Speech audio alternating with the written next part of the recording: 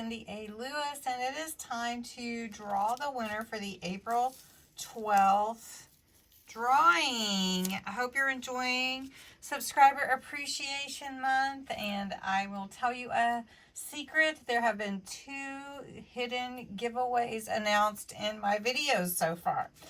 If you haven't checked out the April 1st video, go check that out, and I hope you'll participate. Have a fun challenge going on. All right, so we're about to pull the winner for the clear stamp set that is the baby-related stamps, and I'll put a picture up here. So we're going to fetch the video, and on the random comment picker, it's going to look for Friday giveaway in your comments. Allow you to enter every day, and if you share, you can enter more than once. I had to fix the video. Okay, and we're going to continue. We have 63 entries. That's awesome. It does pull really quickly, so we're going to pick a winner.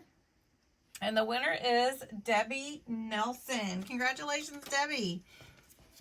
I hope you enjoy this set.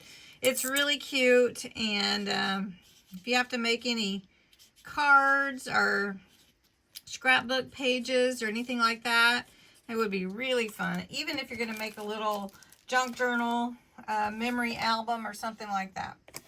All right.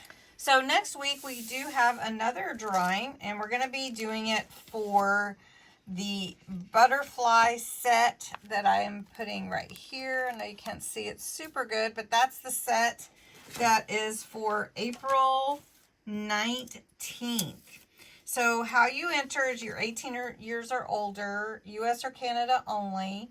You put the information that you want to enter would be Friday giveaway. This gets you in the entry for the random comment picker.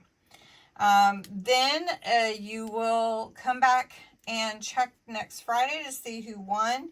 But also, if you're new and I don't have your contact information, you'll need to go back to your entry and say that you won. That's kind of how I do it, because we're just protecting your winning.